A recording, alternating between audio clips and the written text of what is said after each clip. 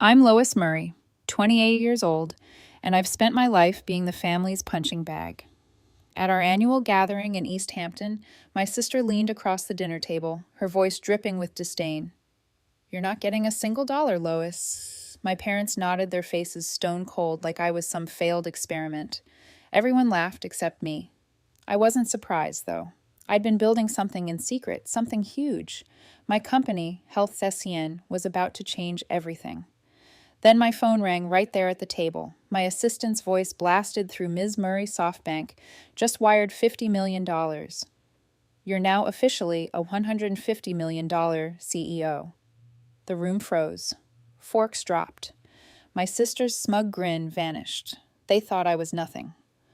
They were wrong. Want to know how I turned the tables on my family?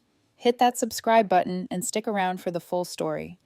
Growing up in the Murray family was like living in a pressure cooker. My father, Philip Murray, and my mother, Joan Murray, built a fortune in New York's finance world hedge fund stock portfolios, the works.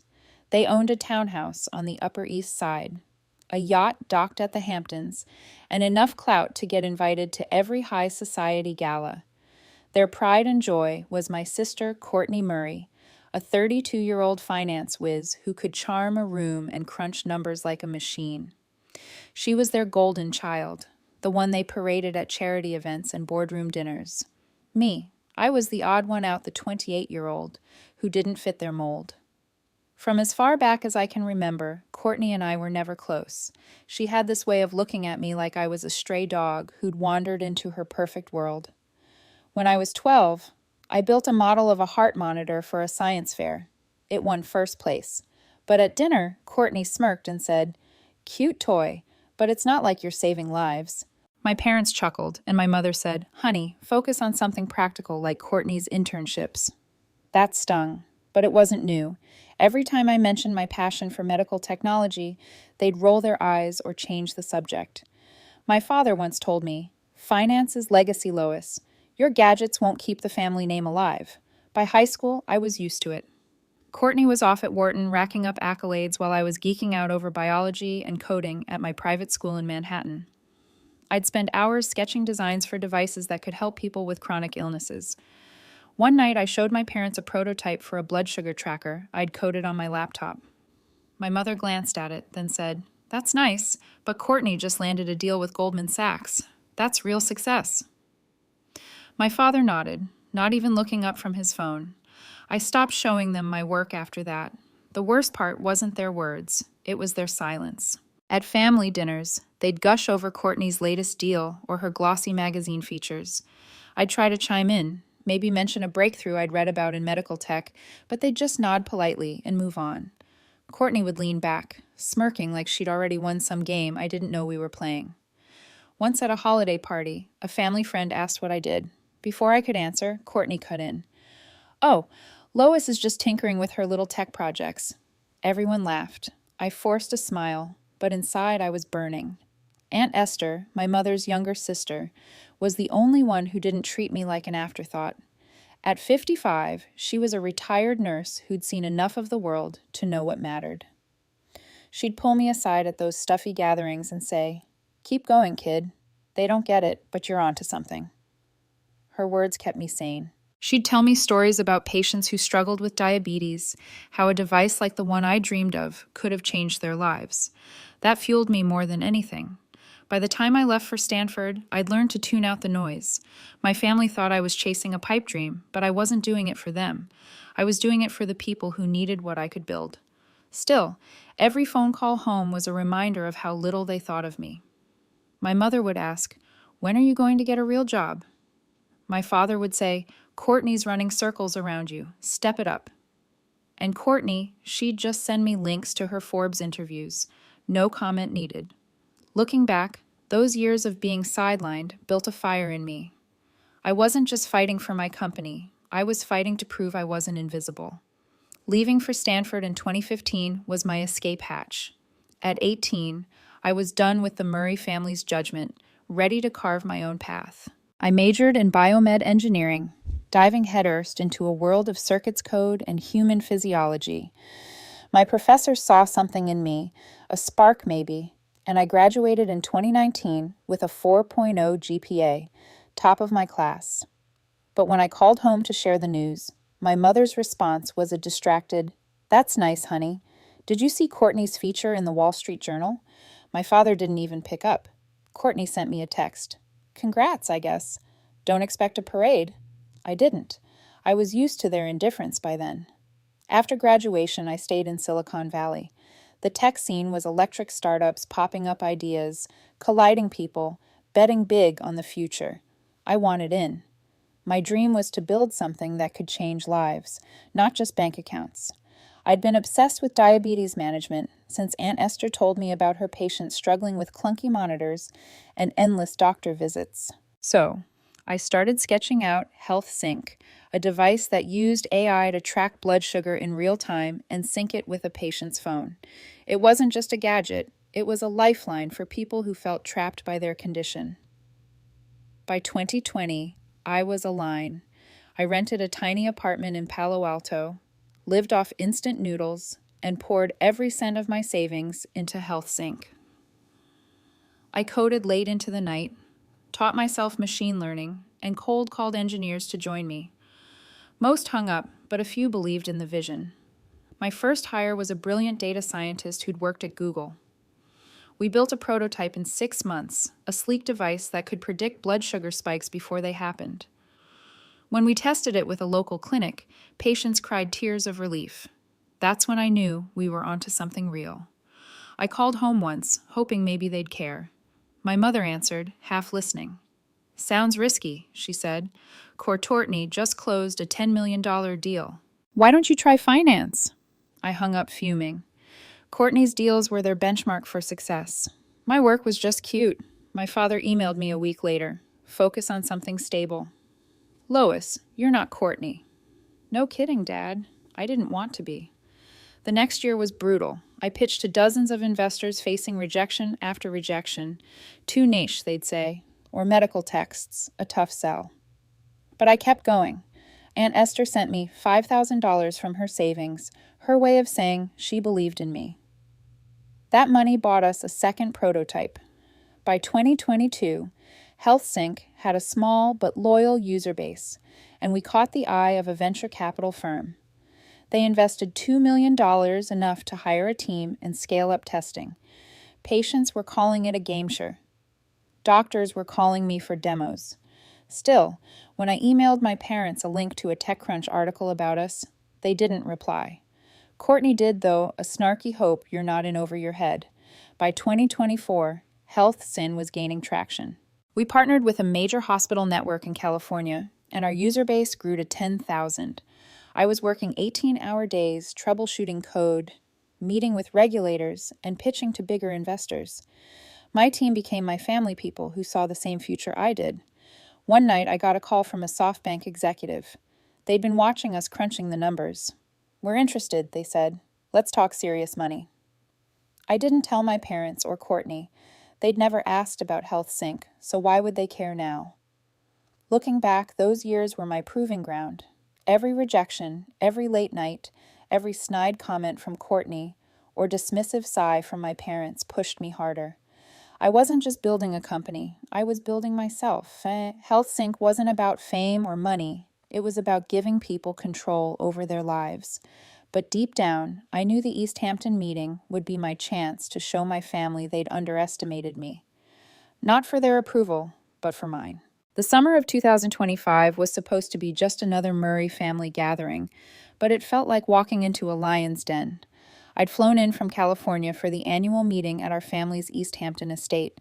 The agenda was clear. My parents were divvying up their fortune, and I knew I was in for a fight. I sat at the polished mahogany table, my stomach in knots, as my father cleared his throat to start the discussion. My mother sat beside him, her posture rigid, her eyes fixed on some invisible point.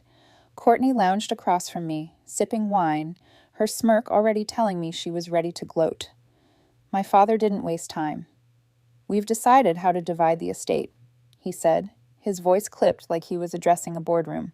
"Courtney's proven herself. She's built a name in finance, a legacy we can trust. You, Lois, haven't shown that kind of stability." My mother nodded, her lips pursed. Your tech projects are a gamble, she added. We can't risk the family's wealth on that. The words hit like a slap, but I held my ground, my jaw tight.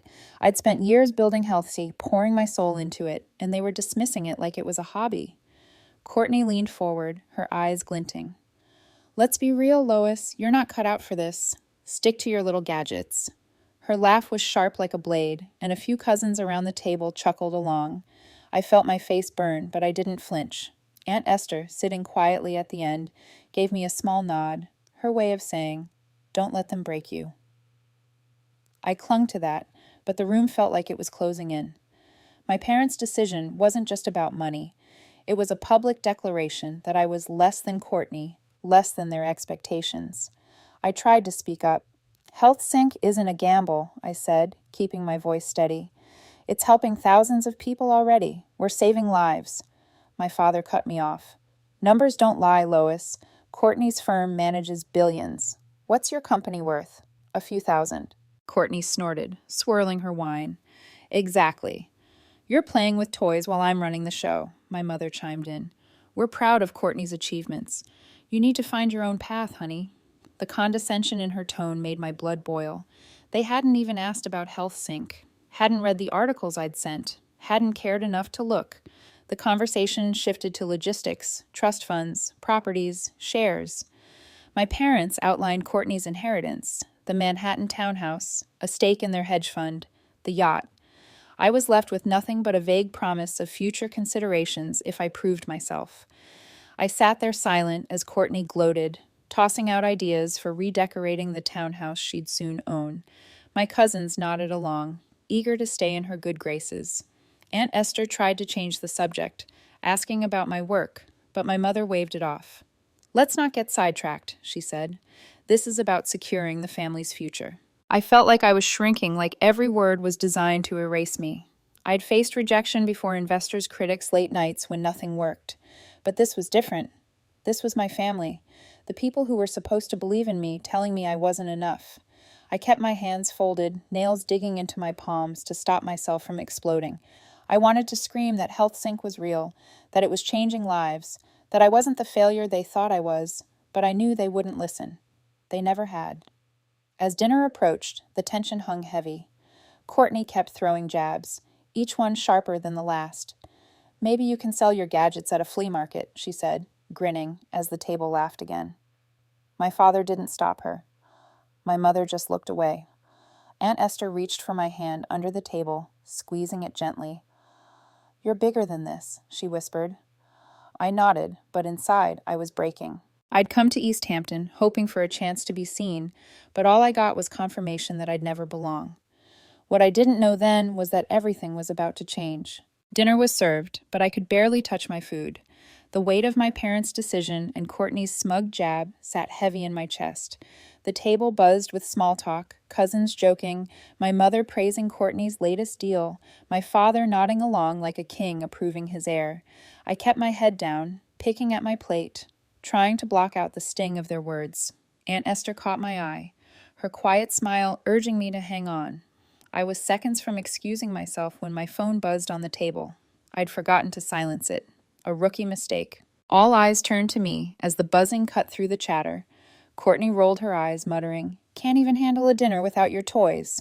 I grabbed the phone, intending to mute it, but the caller ID stopped me cold. Sally Becker, my COO. I hesitated, then answered, keeping my voice low. "Sally, this better be quick," I whispered. Her voice came through loud. Too loud, on speaker by accident. "Ms. Murray, SoftBank just wired $50 million. HealthSync's officially valued at $150 million. You're a CEO on fire." The room went dead silent. My heart stopped. I fumbled to turn off the speaker, but it was too late. Every word had echoed across the table. My father's fork froze midair. My mother's wine glass hovered, her mouth slightly open. Courtney's smirk vanished, her face paling like she'd seen a ghost. My cousin stared wide-eyed, as if I'd just pulled a rabbit out of a hat. Aunt Esther let out a soft, "Well, I'll be damned," and raised her glass, her eyes sparkling with pride. I cleared my throat, trying to steady myself. "Sorry, that was my team," I said, my voice shaking just a bit. Courtney recovered first, her laugh forced. "What? Did you win the lottery or something? She said, trying to play it off. But her voice cracked, betraying her shock. My father set his fork down, his eyes narrowing. What's this about $50 million? He asked, his tone sharp, like he was interrogating a junior analyst. My mother leaned forward, suddenly interested. Lois, what exactly is HealthSync doing? She asked, as if she'd ever cared before. I took a deep breath, the weight of years of dismissal fueling me. HealthSync builds AI-driven devices to help people manage diabetes, I said. We just closed a deal with SoftBank. They're backing us because our tech is saving lives. It's valued at $150 million. The words felt surreal coming out of my mouth. I dreamed of this moment, but not like this. Not with my family staring at me like I was a stranger. Courtney scoffed, but it was weak. That's cute, she said, her voice faltering, but it's probably a fluke. Tech crashes all the time. My father ignored her, his eyes locked on me. 150 million, he repeated, like he couldn't believe it. And you didn't think to tell us? I almost laughed. Tell them? They'd never asked. My mother chimed in, her tone softer now, almost calculated. Honey, this is impressive. Why didn't you share this sooner? The hypocrisy burned. They'd called my work a gamble hours ago. Aunt Esther cut through the tension. To Lois, she said, raising her glass higher, for proving them all wrong. A few cousins hesitantly raised their glasses, unsure how to react. Courtney's face twisted like she'd swallowed something sour. My father cleared his throat again, his voice measured. This changes things, he said. We should discuss how this fits into the family's portfolio. My mother nodded, already scheming. Yes, we could leverage this for our foundation, she said, as if my work was theirs to claim. I sat there, my phone still warm in my hand, Sally's words ringing in my ears. This was the moment I'd waited for, not their approval, but the chance to stand taller than their doubts. But their sudden interest didn't feel like pride. It felt like opportunism, like they saw me as a new asset to exploit. Courtney's eyes darted between me and my parents, her confidence crumbling. For the first time, I saw her not as the golden child, but as someone scared of losing her throne. I wasn't sure what would happen next, but one thing was clear. I wasn't the invisible daughter anymore. The silence after Sally's call didn't last long. As the shock wore off, my family's gears started turning, not with pride, but with calculation. My mother was the first to pivot, her voice suddenly warm like she'd rehearsed it. Lois, this is a game changer, she said, setting her wineglass down. We should sit down and discuss how we can support HealthSync. Support. The word felt like a bad joke. Hours ago, she'd called my work a gamble, and now she was acting like my biggest fan. I didn't respond, just stared at her, letting the hypocrisy sink in. Courtney jumped in next, her tone sharp, but laced with a fake smile. You know, I could feature HealthSync in my next investor pitch, she said, leaning forward like we were suddenly partners. My firm's got connections. Wall Street, Silicon Valley. I can get your little startup some real exposure. Her words dripped with condescension, as if my company needed her to succeed. I clenched my jaw, remembering every time she'd dismiss my work as a toy or a pipe dream. Now that money was on the table, she wanted a piece of it. My father, ever the strategist, saw dollar signs. This valuation changes the equation, he said, his voice calm but commanding. We should bring HealthSync into the family's investment portfolio. I'll have my team draw up terms to integrate it with our hedge fund. Integrate. He meant control. The man who'd never bothered to ask about my company now wanted to stake a claim. I could see the wheels turning in his head. HealthSync wasn't my achievement to him. It was a new asset for the Murray empire. Even my cousins, who'd laughed at Courtney's jabs earlier, started chiming in. One suggested a family branding campaign to tie HealthSync to the Murray name. Another asked if I needed strategic advice from their consulting firm. It was like watching vultures circle. They didn't care about the patients using my device or the lives we were saving. They saw a shiny new toy to boost their own egos and bank accounts. Aunt Esther stayed quiet, her eyes fixed on me like she knew what was coming.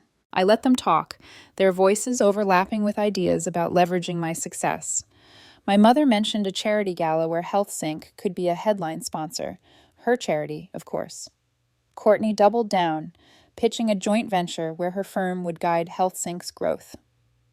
"You're not equipped to handle this kind of money," she said, her smile tight. "Let me take the lead." My father nodded, adding, "We'll need to review your financials, Lois. This is too big for you to manage alone." The audacity floored me. They'd ignored me for years, and now they thought they could waltz in and take over. Finally, I'd had enough. I pushed my chair back, the scrape against the floor cutting through their chatter. "Let me make this clear," I said, my voice steady but cold. "HealthSync isn't yours to claim. You didn't believe in me when I was coding in my apartment, eating ramen to save money. You didn't care when I sent you articles about our first users or when I begged you to listen." I turned to Courtney. "You called my work a flea market project. Now you want to advertise it. No thanks." Her face flushed, but she didn't respond. I looked at my father. "And you? You told me to get a real job. HealthSync is my job, my legacy. It's not a line item for your portfolio." My mother tried to interrupt, her voice soft and manipulative. "Honey, we're just trying to help." I cut her off. "Help? You called it a gamble. You chose Courtney over me every single time. I built this without you, and I'll keep building it without you." The table was quiet now, the air thick with tension. My cousins avoided my gaze, suddenly fascinated by their plates. Courtney's hands gripped her napkin, her knuckles white. My father's jaw tightened, like I'd insulted his authority. My mother's smile faltered, but she tried to salvage it. "Lois, we're family. We can work together on this." I shook my head. Family doesn't tear you down for years and then claim your wins. You don't get to rewrite the story now. Aunt Esther finally spoke, her voice calm but firm. "You should be proud of her," she said to the table. "She did this despite you, not because of you." My parents didn't respond, and Courtney just stared at her wine. I felt a rush of gratitude for Aunt Esther, but also a clarity I'd never had before. These people weren't my allies. They were opportunists, and I was done letting them define me. As I sat back down, I knew this wasn't the end of their scheming, but it was the end of my patience. The air at the dinner table was suffocating, their voices still echoing in my head. My mother's fake warmth, Courtney's scheming pitch, my father's cold calculations. I'd spent my life chasing their approval, but in that moment something snapped. I was done. Done with their games, their conditions, their need to control everything I'd built. I stood up, my chair scraping the floor, and every eye turned to me. For once, I didn't care what they thought. "I'm done with this," I said, my voice cutting through the room. "You don't get to claim my success now, not after years of telling me I wasn't enough.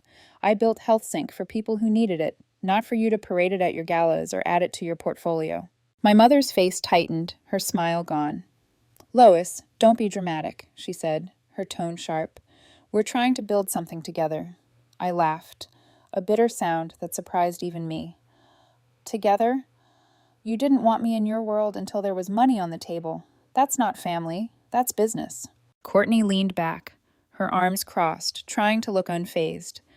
"You're making a mistake," she said, her voice low. "You need us. HealthSync won't survive without our connections." I met her gaze, unflinching. "I've survived without you my whole life, Courtney. I don't need your connections. I've got my team, my investors, my vision. HealthSync is mine." Her eyes narrowed, but she didn't have a comeback. For once, she looked small. My father tried to take charge, his voice booming. "Lois, sit down. We're not done discussing this." But I was already done. "No, Dad," I said, the word sharp on my tongue. "You don't get to order me around anymore. You made your choice when you wrote me out of the estate. I'm making mine now." I turned to the rest of the table, cousins, aunts, uncles, all watching like this was some reality show. "I'm not your fallback plan or your cash cow. I'm done trying to prove myself to people who never saw me." Aunt Esther's eyes glistened, a proud smile tugging at her lips. She didn't say anything, but her nod was enough. My mother tried one last time, her voice softer, almost pleading. "Lois, you're part of this family. Don't walk away." I shook my head. "You stopped being my family when you chose sides. I'm not walking away. I'm choosing myself." With that, I grabbed my phone and my bag, and I walked out. The sound of the heavy door slamming behind me felt final, like a chapter closing. I didn't look back as I left the East Hampton estate. The drive to the airport was a blur. My hands gripped the wheel, my mind racing. I called Sally from the car. We're moving HealthSync, I told her. Seattle. It's a fresh start, away from all this. Sally didn't hesitate. I'm in, she said. The team will follow you anywhere. Her loyalty grounded me, a reminder of the family I'd built, one that believed in me without strings attached. Seattle made sense. It was a tech hub, far from the New York finance world that had suffocated me. HealthSync needed room to grow, to focus on our mission without my family's shadow looming over us. By the time I boarded my flight, I'd already emailed our lead investors about the move. They were on board, excited about the new direction.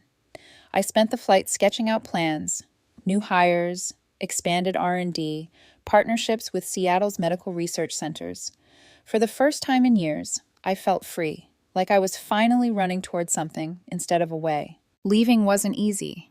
A part of me ached for the family I'd wanted, the one that cheered you on, not the one that kept score.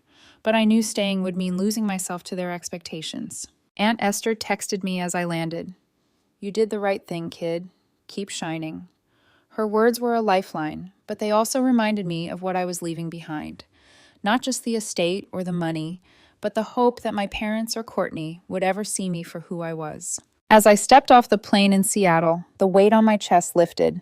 HealthSync wasn't just a company, it was my proof that I didn't need their validation to succeed. I was starting over, not because they'd pushed me out, but because I'd chosen to walk away. The road ahead wasn't clear, but it was mine. 6 months after leaving East Hampton, I stood in a Seattle conference room facing a sea of reporters and flashing cameras. HealthSync was no longer just a startup. It was a movement. Today, we were announcing our expansion into Europe, with partnerships lined up in London, Berlin, and Paris to bring our AI-driven diabetes monitors to millions more. Sally stood beside me, her steady presence, a reminder of the team that had become my real family. As I stepped up to the podium, I felt a surge of pride, not for proving my old family wrong, but for building something that mattered. Thank you for being here, I began, my voice clear and steady. HealthSync's mission has always been about empowering people to live better lives. Our devices have helped over 50,000 patients manage their diabetes with confidence. And today, we're taking that mission global. We're launching in Europe next quarter, partnering with top hospitals to make real-time health monitoring accessible to all. The room buzzed with questions, but I kept going. This isn't just about tech. It's about hope. It's about giving people control over their health, no matter where they are. The reporters ate it up, scribbling notes and firing off questions about our tech, our timeline, our impact.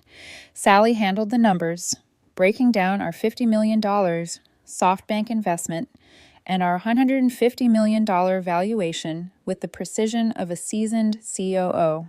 But the moment that hit me hardest was when a young reporter asked, "What inspired you to keep going despite the challenges?" I paused, thinking of the nights I doubted myself, the years of my family's dismissal. "The people who need this," I said. Every email from a patient saying HealthSync changed their life. That's what kept me going. After the press conference, I stayed to talk with a group of high school girls invited through a STEM outreach program. They were bright, curious, and a little nervous, clutching notebooks filled with questions about coding and biotech. I saw myself in them, the girl who'd sketched medical devices in her bedroom, ignored by everyone but Aunt Esther. "Don't let anyone tell you your ideas aren't enough," I told them. "You don't need permission to dream big. Learn, build, fail, try again. That's how you make a difference." One girl, barely 16, asked how I dealt with people who didn't believe in me. I smiled. "You prove them wrong by doing the work." The event wrapped up with a flood of emails and calls, investors wanting meetings, hospitals requesting demos, even a tech influencer pitching a podcast, but none were from my parents or Courtney. They'd been trying to reach me since I left East Hampton. Texts, voicemails, even an email from my father's assistant about a family meeting. I didn't respond. My mother sent a message claiming she was proud and wanted to reconnect. Courtney left a voicemail offering to collaborate on a new project, her tone all business, no apology. I deleted them all. Aunt Esther was the only one I replied to, thanking her for her support. Her response was simple: "Keep leading, kid." Settling into Seattle felt like breathing for the first time. HealthSync's new headquarters was a hub of energy. engineers tweaking algorithms, designers refining prototypes, and patient advocates sharing stories that fueled our mission. We were already planning our next device, one that could track more than just blood sugar. I spent my days in meetings, my nights mentoring young women in STEM through local programs. It wasn't about fame or money. It was about building a legacy that meant something, one that didn't carry the Murray name. Sometimes late at night, I'd think about my family, not with anger, but with a strange kind of clarity. They'd shaped me not by their support, but by their absence. Every time they'd dismissed me, they'd pushed me to fight harder. I didn't need their approval anymore. I had my team, my mission, and the lives we were changing. Seattle was my home now, not because of the city, but because of the space I'd carved out for myself. As I looked out over the skyline from my office, I knew this was just the beginning. It's been a year since I walked away from that dinner table in East Hampton, and I've learned more about family than I ever thought possible. Not the kind you're born into, but the kind you choose. I used to think family was about blood, about shared names and shared wealth. But I was wrong. Family is the people who see you, who believe in you, even when you're not sure you believe in yourself. For me, that's Sally, my team at HealthSync, and the patients who write to us every day saying our work gave them a second chance. That's the legacy I'm building, one that's mine, not tied to anyone else's expectations. Looking back, I don't regret leaving. It wasn't just about escaping my parents' control or Courtney's constant need to one-up me. It was about realizing I didn't need their validation to know my worth. Every time they dismissed me, called my work a gamble, laughed at my dreams, they pushed me to fight harder. I built HealthSync from nothing, not because they supported me, but because they didn't. That's the irony. Their doubt became my fuel. It drove me to create something that's now saving lives across continents, from Seattle to Stockholm. I think about Aunt Esther often. She was the only one who saw me not as a disappointment or a rival, but as someone with something to offer. Her texts still come, short and simple, always ending with "keep shining." I keep them in a folder on my phone, a reminder that one person's belief can be enough to carry you through. As for my parents and Courtney, I haven't heard from them in months. Their messages stopped after I ignored their attempts to reconnect. I don't know if they're angry or just embarrassed, and honestly, I don't care.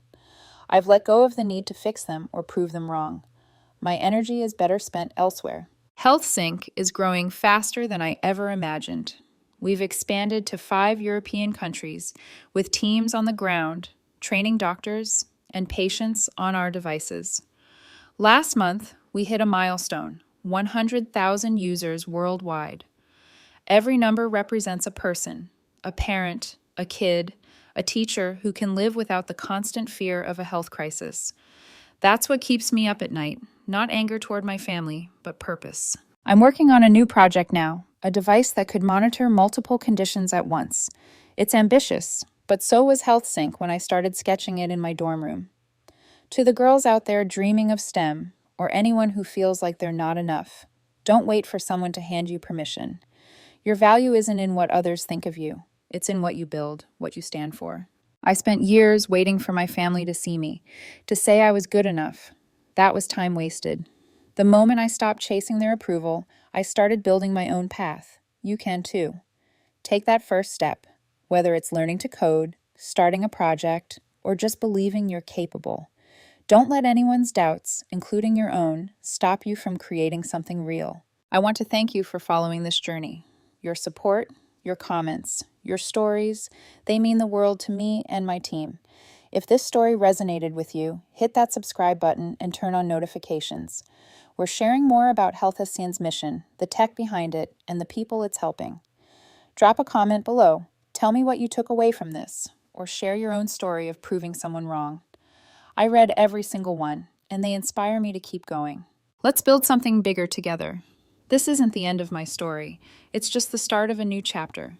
I don't know what's next, but I know I'm not looking back. If I can leave you with one thing, it's this. Family is who believes in you. Don't wait for recognition. Build your own value. Now go out there and make it.